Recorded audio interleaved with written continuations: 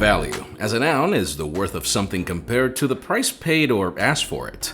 The whole idea that you're not just paying for the right to own something, but that you're also getting what you paid for. In smartphones, value is an interesting proposition. Right now, we're in a foldable fever where companies assume that the cool factor of collapsing your phone or tablet will be enough for you to want to shell out 15 to 20 Benjamins. And my question is, do you really need to fold your phone at all? It's a similar question that many ask about the Galaxy S20 Ultra. Samsung's claim to fame is that the phone will change photography, but that's just one feature consumers care about. Honestly, is this king of specs in the camera, power, and size department really worth $1,400, at the same time when the current king Samsung intends to dethrone was almost half the price when it launched a couple of months ago? I know you saw this coming. Right now, the OnePlus 7T Pro 5G McLaren is the company's most expensive phone ever at $899. And the question is if the Samsung Galaxy S20 Ultra is really $500 more of a phone. I'm Jaime Rivera with Pocket Now, and let's find out. Sponsored by NordLocker. Stick around to learn how you can store your files securely for free.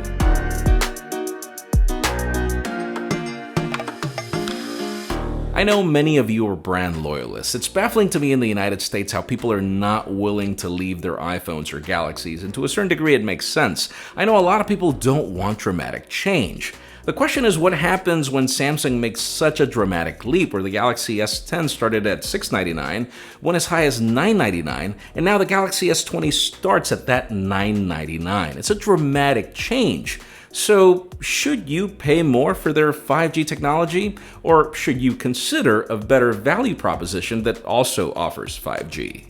One thing both devices have in common is size. The 7T Pro was my least favorite phone from a heft perspective, and the Ultra only makes that more intense by being 4mm taller and 16 grams heavier, even if the width and thickness are nearly identical.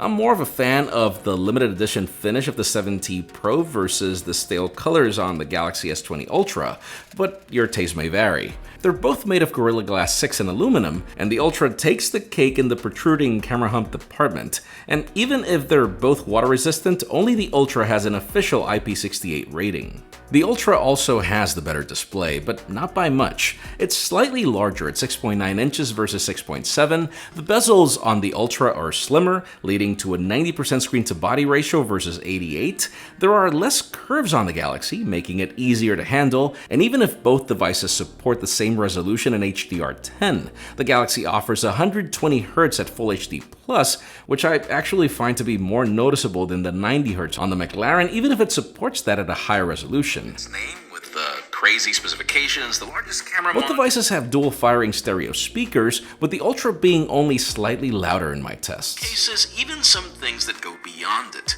and hopefully. Both devices have an on-display fingerprint scanner, which is considered more secure on the Ultra given its ultrasonic nature, but I find the optical sensor on the 7T Pro to be slightly faster every now and then. Internals are then a list of things where each phone just goes at it. The Ultra logically has the newer processor, but then both devices offer the same RAM. The McLaren offers double the storage, but only the Galaxy has storage that's expandable. And then the Galaxy has newer Wi-Fi, but the 7T Pro newer Bluetooth. And then the Ultra has a much larger battery, supports PD, has the fastest wireless charging to date, and even reverse charges better than most sheepads. And then the McLaren is no slouch with its warp charging, but its argument for not supporting wireless charging is actually getting old. And then there's the case for 5G, where both devices support the same low-band Sub-6 that T-Mobile offers, which can go slightly faster than LTE and penetrates walls better, but since the McLaren is currently exclusive to T-Mobile, only the Ultra will give you the versatility of supporting millimeter wave if you ordered the unlocked variant and were to switch to Verizon. Now, regardless of your choice, endurance will not be a problem. OnePlus has always been legendary at zipping power from its battery, and the Ultra has proven to be a 2-day phone ever since I started testing it, even on 5G. This is the first time in a comparison where I give the hardware battle to the Galaxy, and it makes sense for the amount of money you're paying for, in addition to the fact that this is a newer phone over the OnePlus. But if we move over to software, things get very interesting because these are the two kings of added perks. Oxygen OS looks like stock and behaves like it, but provides a ton more functionality. And then One UI takes the word functionality up a notch, even if its looks aren't really the same. The OnePlus approach has always been fast and smooth, so 90Hz on the display is just a cherry topper. T-Mobile's exclusivity does bring a couple of bloat applications, but I'll deal with it because it includes the Google feed on the left of the launcher. This is one of those cases where I can't say that I love Secure Folder on the Galaxy more because you can lock applications with your fingerprint on the OnePlus. I can't say that I like the Galaxy's game launcher more because OnePlus has its own flavor. I can't even say that I like One UI's approach to one-handed usability more because OnePlus came up with that idea first. And then each user interface has its own exclusive benefits, like edge menus on the Galaxy that I love, and reading mode on the 7T Pro that I love as well. When it comes to software, don't ask me to call out a winner, as each device has its own added benefits and it'll depend on your taste and needs. Now, regardless of which phone you pick, on both, my favorite service to use is NordVPN. It's great to match the power of all this 5G speeds with a VPN for private browsing, in addition to being able to access services that are probably blocked in your region. Now, what if you wanted to also encrypt your files securely on your computer as well? For that, the makers of NordVPN have created today's sponsor, NordLocker. NordLocker helps you control your security and privacy and your data safer wherever you decide to go. It helps protect sensitive information like finances, IDs, passwords, photos, videos, notes, etc. It's simple to download the application on your Mac or Windows, offers fast setup and login, and the experience is user-friendly, where literally all you have to do is easily drag and drop your files to the app for super fast encryption of files of any size. Then you can share your encrypted files via email, messaging applications, AirDrop, file transfer services, or upload them to the cloud. And there's also multi-device access. The app works nicely with the most popular cloud services like Dropbox, Google Drive, you name it. And best of all, there is 24/7 tech support. Use the link in the description below, which has coupon code POCKETNOW to enjoy NordLocker for free for up to 2 GB. And if you want to go unlimited, it's about the price of 2 cappuccinos a year, and you have a 30-day money-back guarantee as well. Now, back to the meat of things, let's talk cameras. If you were to compare each of these phones based on their spec sheet, you'd assume the Galaxy would just obliterate the 7T Pro. This is one department where numbers alone show a far superior offering from Samsung over OnePlus, but that's until you see the end results. During the day, you really have a hard time finding the differences between them, other than the slightly wider field of view of the Galaxy through the ultra-wide, all while distortion is not really different. Even if you were to zoom up to 5x, each result looks nearly identical. It's not until you jump up to 10x that the 7T just falls apart versus the Galaxy, and obviously it doesn't support the additional zooming options, even if those results on the Galaxy aren't really usable after 10x. In most other photos, the large primary sensor on the Galaxy produces more natural bokeh, which is not always what you want, and then the 7T will fumble trying to meter to faces in unwanted scenarios, leading to a grainy shot in some dim situations. Where things also tip towards the Galaxy is in low light.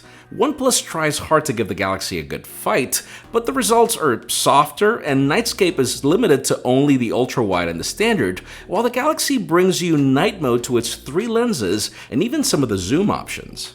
It's the same way I feel about portrait photos, where the 7T Pro does a decent job with skin tones, but provides softer results, and it'll fail to separate hair from the shot depending on the amount of light, while the Galaxy's added hardware allows for a more accurate depiction.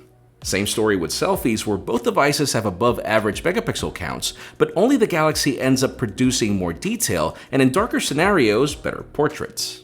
Now, once you get into the video comparison, things start completely tipping towards the Galaxy, and it's not just because the Ultra is capable of doing 8K video. That's actually not my favorite feature, and I feel it still needs work, so it's the reason I'm not even showing it. And 4K stabilization is actually similar, but the Galaxy's video is more true to life and less saturated than OnePlus. And you can't switch focal lengths while filming with the Galaxy, where OnePlus can't, and you also can't flip cameras, which the Galaxy can do. And since we're talking about that, sure, I'll compare the selfie video for kicks and giggles, but this is also Samsung's territory, as it can do up to 4K at 60, while the 7T is still limited to 1080p. To conclude, I think it's important to be clear that we have 2 great phones here, and what we have left is to reference the law of diminishing returns. There is a significant price difference between them, and the question is if there are significant differences to warrant the $500 price difference for the S20 Ultra. The Galaxy wins the spec race, the software is tied, and the camera belongs to the Galaxy, but really not by a substantial amount of benefits. What's left is to ask yourself if you really care about having a more future-proof device, with more support for the trend of 5G, with a crazy amount of zoom capabilities in the camera, with sharper low-light performance and better video capabilities. If all these features are important to you and you're willing to pay $500 extra, then sure, buy the Galaxy S20 Ultra. I'm sure you'll be happy. It has to be a better phone. It's so much more expensive, and it's also a newer device. Sadly, I'm torn, and it's mainly because this is still not my favorite camera this year. And sure, it is considerable because of its 5G capabilities and all of its benefits, and the fact that it's got the best display in the market. But still, I find that the differences are not of better value when compared to the OnePlus 7T Pro 5G McLaren. I'm really curious to know which one would you pick in the comments down below. And while you're at it, also follow us on social media, subscribe to our channel for more videos like this one. Also follow me on my personal handles to see me play around with these phones, but indoors. I'm sure you saw video clips of me outdoors. Actually, I filmed those before we were quarantined, so just bear that in mind that we are staying indoors. Please give this video a thumbs up if you like what you saw. I'm Jaime Rivera. Thanks so much for watching. We'll see you on the next one.